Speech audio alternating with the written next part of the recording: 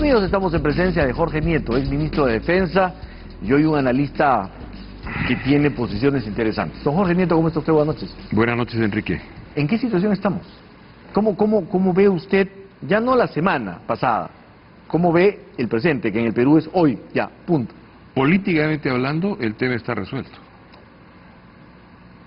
La economía ha reaccionado bien, te lo dirá otra vez más adelante con más pertinencia Cuba, que acabo de ver en la sala de espera. La sociedad, en su mayoría, ha apoyado una decisión. Los organismos internacionales están absolutamente tranquilos, han felicitado la OEA al canciller nuevo. Pero lo más importante es entonces para usted ya es una situación cerrada. Políticamente yo creo que esto está resuelto. Hay una discusión sobre la pertinencia de la medida o no desde el punto de vista constitucional. Lo hemos visto con el defensor que plantea allí de un modo un poco ambiguo este problema, pero... ¿No ve usted claro el planteamiento del defensor? No veo claro el planteamiento del defensor, no veo claro el planteamiento del presidente de la Comisión Permanente del Congreso, porque en la práctica lo que he dicho es que vamos camino a un golpe, como he dicho, es una especie de golpe interruptus, ¿no? Algo así. La presidenta electa, luego renunciante, también ha dicho muy claramente que la situación no es la que razona a los más encarnizados atacantes del gobierno, de modo que si los propios personajes que están en el otro lado del Ejecutivo relativizan el hecho, me parece que la fuerza con la cual esto puede ser planteado está bastante disminuida. Pero tenemos un tribunal constitucional. Entonces, allí están para plantearse las dudas, las discusiones, de modo que la constitucionalidad o no de la medida quede prístina. Me sorprende la posición del defensor del pueblo, porque si es tan grave, él ha descrito una gravedad de la situación. Yo no la veo como él la ve, pero si él ve tal gravedad, tiene que iniciar una acción ante el tribunal, porque él sí puede hacerlo.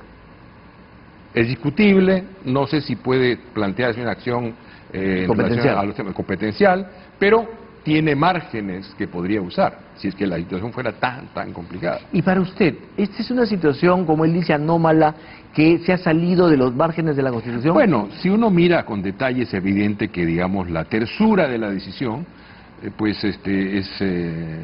no es tal, ¿no? Hay márgenes para la discusión, razonables, eso es un hecho. O sea, ¿el tribunal podría revertir esta situación? El tribunal tendría que analizar la situación y podría, digamos, confirmarla o podría revertirla. O sea, tendría que pronunciarse rápido. Yo creo que hay argumentos para una cosa o para la otra. Cuando uno lee con detalle la discusión constitucional, lo que dicen los constitucionalistas, hay razones para un lado y para otro. El hecho es que políticamente el tema está claramente resuelto. Y además, mira, desdramaticemos, Enrique. Si viviéramos en un régimen parlamentario que admite que el Congreso sea disuelto y se convoquen a elecciones, ¿qué pasaría? Pues nada, la gente sale y vota y elige un nuevo Congreso. ¿Cuál es el problema de fondo? Tenemos hace rato una distancia entre las instituciones legalmente constituidas y la legitimidad de la sociedad. Eso es clarísimo. Y particularmente agudo ese problema en el caso del Congreso. O sea, todos los días, desde hace casi 3 años, desde que prometieron en el 2016, en julio del 2016, gobernar desde el Congreso, desde entonces todos los días nos dicen a los ciudadanos de este país: somos mayoría, fríguense. Y voy a proteger a este, y voy a proteger al otro, y voy a impedir que se sancione a aquel. Muy bien, pero alguien le podría decir, sí pues. Y en el otro lado teníamos a alguien que era, toma esta patada, toma esta patada, toma esta patada, te voy a cerrar, te voy a cerrar, te voy a cerrar. La situación no es de luna de miel para el gobierno. La decisión esta ha sido aprobada en gran medida por la población, porque la mayoría de la población está harta del Congreso. Lo hemos venido diciendo en tu programa, lo he dicho 2 o 3 veces, muy bien, hace varios meses, pero hay un cuestionamiento a la capacidad de gobierno del presidente Vizcarra y del Ejecutivo. A eso quería entrar. Es clarísimo. Es decir, muy bien, usted dice la situación de hecho está volteada, cerrado el tema desde el punto de vista político. Legal, hay una ventana que abre la posibilidad de confirmar o revertir. Perfecto. Ahora, ¿cuáles son las ventajas y los riesgos para el gobierno de una situación como esta? Como Bueno, esa situación de hecho políticamente que usted plantea. la ventaja es evidente, ¿no? Gobierna solo sin- Cada vez que el gobierno golpea al Congreso, subía. O sea, hay una recuperación de la popularidad del presidente. Bueno, pero ahora la piñata se rompió, no hay más piñata. Parte de las cosas que él sabía hacer, como me acaba de decir nuestro amigo del que hablamos, Cuba, parte de las cosas que él sabía hacer era golpear al Congreso y elevar la popularidad. Ahora, si uno mira la tendencia de todo este tiempo de gobierno del presidente Vizcarra, uno ve que también rápidamente comienza el descenso, porque no ha habido una buena gestión de gobierno. La popularidad del presidente ha demostrado que es como la espuma. Sube rápidamente y con la misma velocidad puede bajar. Porque la gestión no es buena, no es todo lo buena que debería ser, no es buena. Vamos a decirlo con claridad, no es buena. ¿Es mediocre? Yo creo que sí. O sea, cuando uno mira la gestión presupuestal, el rendimiento de los ministerios, acabo de mirar los indicadores de la gestión, no es buena. Estamos en el 10º mes del año y el que mejor está en 62.5% de ejecución presupuestal. Con mucho esfuerzo llegará a 80 a fin de año. Don Jorge Nieto, permítame una pausa chiquitita y después vuelvo para que usted me diga cómo gobierna un ejecutivo, o cómo va a gobernar, o cómo puede gobernar un ejecutivo sin tener control, sin contrapeso legislativo y sin contrapeso político. Después de la pausa me lo contesta, por favor. Volvemos.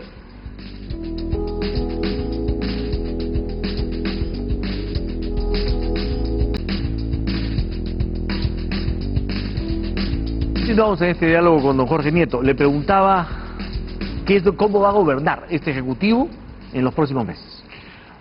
Bueno, voy a alejarme un poquito de la cuestión de la formalidad. Ajá. Yo sé que tu pregunta orienta al tema del control que el gobierno no va a tener. Bueno, a que de alguna manera va a concentrar la labor ejecutiva, legislativa, toda. O sea, Sí, claro. no hay contrapeso. Bueno, lo cual nos habla en parte de un vacío constitucional, porque la verdad sea dicha, es la primera vez que bajo este mecanismo un Congreso es disuelto.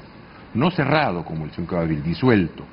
Y el argumento lo ha dado el presidente de la Comisión Permanente, el señor Olaechea. Ha dicho, no es un golpe y no está cerrado el Congreso porque sigue funcionando la Comisión Permanente. Si él lo dice, pues habrá que creerle porque él sabe, él está ahí. Ahora, en relación al gobierno, yo creo que escuché a alguien hablar, no sé en qué entrevista, no aquí, de la posibilidad de un periodo de luna de miel. Y yo quiero decir con toda claridad que aquí no hay ninguna luna de miel. Al contrario, el gobierno tiene que hacer el esfuerzo para convertirse del plan B en el plan A. Porque la gente lo que está esperando es que se resuelvan los problemas, que se gobierne. Yo vengo de estar en el 980 de la Panamericana Norte, donde yo instalé en el 17, tan lejano como en el verano del 17, los campamentos de emergencia para la población de Curamori. Yo puedo decirlo de aquí, después de haber estado allí en el terreno con la gente, que hoy están peor que antes. 2 años después. 2 años están peor que antes.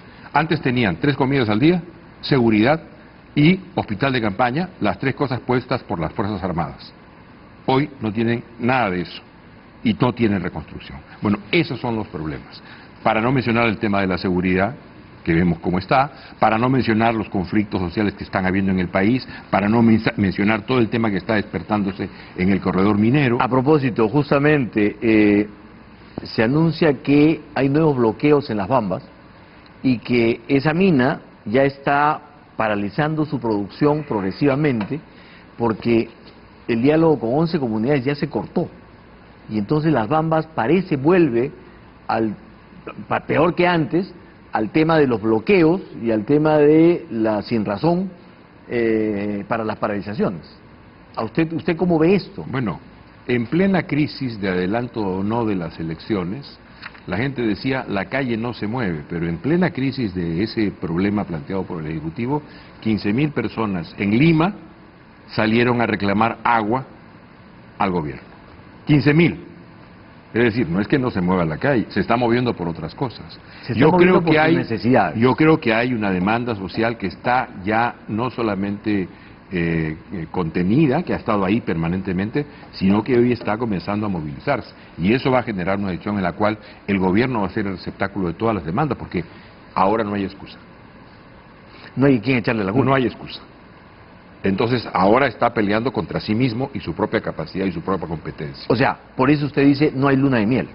Ninguna. Esto va a ser un reclamo inmediato. Para- O sea, para- ya ahora tiene las manos libres, ya no tienes a quién echarle la culpa, ahora resuélveme el problema. Para la luna de miel, Enrique, Se necesitan dos. Aquí hay solo uno que está parado en la cancha y tiene que resolver los problemas. Entonces, ¿usted diría que esto es un triunfo del presidente Vizcarra? Bueno, la decisión tomada, sin duda, sin duda. Y yo diría, más que un triunfo del presidente Vizcarra, es una estrepitosa derrota del Congreso. Nadie ha salido a defender al Congreso. Nadie. Es la hora en la que no se puede articular el mínimo de movilización. Pero por lo que usted me dice es un triunfo no con sabor a miel, por lo que viene. Bueno, lo que viene es resolver. Tienen un año y un poco más, 4 o 6 y le meses. entusiasma el nuevo gabinete con esa idea, me refiero, de resolver los temas. ¿Cree usted que el reto de resolver esos problemas esté en buenas manos? Yo siempre tiendo a tener expectativa frente a la gente que empieza una gestión y espero que lo hagan bien. La única persona a la cual ha sido expuesta al debate público es la ministra de Economía, de la cual se ha dicho que es muy joven, lo cual me parece un argumento francamente deleznable, porque a los 26 años Pancho Villa ya era Pancho Villa, y a los 34 Felipe Herrera, el chileno, fundó el Banco Interamericano de Desarrollo, de modo que la edad no es ninguna justificación. El diablo no sabe más por viejo que por diablo. Pero Sabe más por diablo. yo no le hablaba de los temas personales, yo lo que le hablaba era de la gestión del Ejecutivo, porque en muchos casos pueden ser buenos ministros con mala dirección, con mal liderazgo, ¿no es cierto?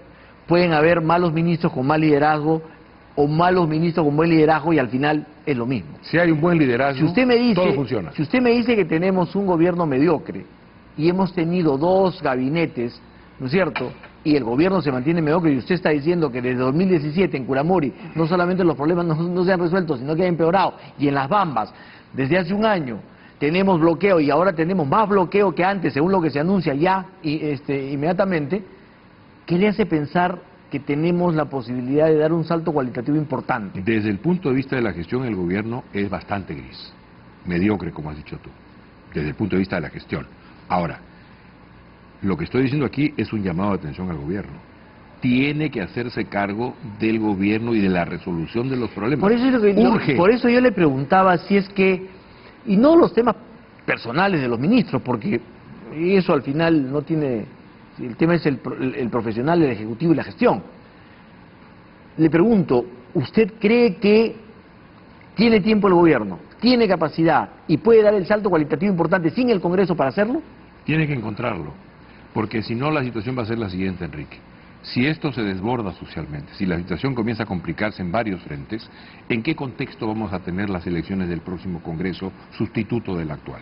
¿Va a postular usted? Estoy en eso, pero tenemos que tener las reglas claras. Hoy no tenemos reglas. La vez pasada que estuvimos aquí, hablamos de las reglas electorales. Ha pasado casi un mes, más de un mes incluso, un mes y una semana. Y hoy seguimos sin reglas. Oiga, pero ¿qué reglas podemos tener en adelante? ¿Qué reglas podríamos tener adicionales a las que tenemos ahora? Bueno, ¿cuáles leyes rigen, Enrique? ¿Las que se aprobaron hace poco o las que tienen la vigencia de un año? ¿Quién lo tiene que definir eso? El Jurado Nacional de Elecciones. ¿Cuáles leyes rigen? ¿Hay tiempo de aquí al 20 de enero para definirlo? Tiene que hacerlo, o sea, no es un problema no es opcional, no es una disyuntiva, tienen que hacerlo, si no, ¿con qué reglas vamos a entrar al proceso electoral? ¿Cómo decide uno su participación o no, si no sabemos qué reglas existen? Según la ley está vigente desde el día siguiente de su publicación, pero en el caso de la inscripción de nuevos partidos, que es lo que era mi interés inmediato en este proceso, nosotros no podemos comprar el kit electoral porque la ley no está reglamentada en ese aspecto. Entonces, nuevas Ya está opciones cerrado el padrón, políticas además. no van a haber. Van a ser las 24 que existen. O sea, ¿volvemos a los bienes de alquiler? Volvemos a la situación en la que estábamos antes de las reformas recientes. ¿Eso es malo? Puede ser malo, puede ser bueno, depende. Si Ahora- los partidos existentes, los registros actuales leen bien la situación, tienen que darse cuenta que pueden abrir un espacio a nuevas opciones de liderazgo político. ¿Usted tiene el mismo temor de que el Congreso que viene puede ser peor que este?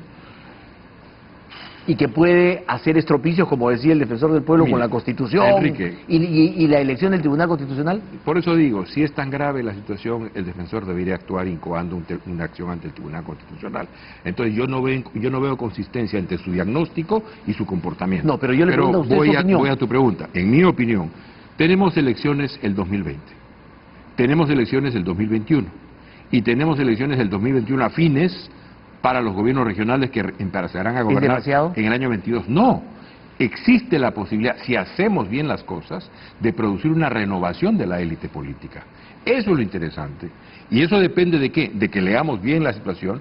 Por ejemplo, si yo tuviera las condiciones para encabezar una lista al Congreso, yo iría con jóvenes de 30 a 40 años, porque podemos renovar la élite política. Y si además tenemos elecciones del 21, pues intentaremos hacer exactamente lo mismo. Y si tenemos elecciones a fines del 21 en el 22 para renovar liderazgos regionales, tendremos que hacer exactamente lo mismo. De modo que en 3 años, dada la situación de crisis, con una corrupción galopante que ha desprestigiado a lo vigente en política, podríamos tener una renovación interesante de la vida política en el país. Muy bien, don Jorge Nieto, muchísimas gracias. Vamos a volver a conversar después que el Jurado Nacional de Elecciones se pronuncie. Yo espero que se pronuncie pronto. Y el Tribunal Constitucional también. Sería bueno que se pronuncie también pronto. Ojalá que las instancias que pueden iniciar acciones de este tipo lo hagan, porque no es muy bueno dramatizar y luego decir, bueno, pero vamos a dejarlo a ver cómo funciona y a ver qué. No, si uno tiene un diagnóstico, tiene que actuar en consecuencia. Muy bien. Muchísimas gracias. Gracias a ti, Enrique. Volvemos para conversar con Elmer Cuba luego de la pausa.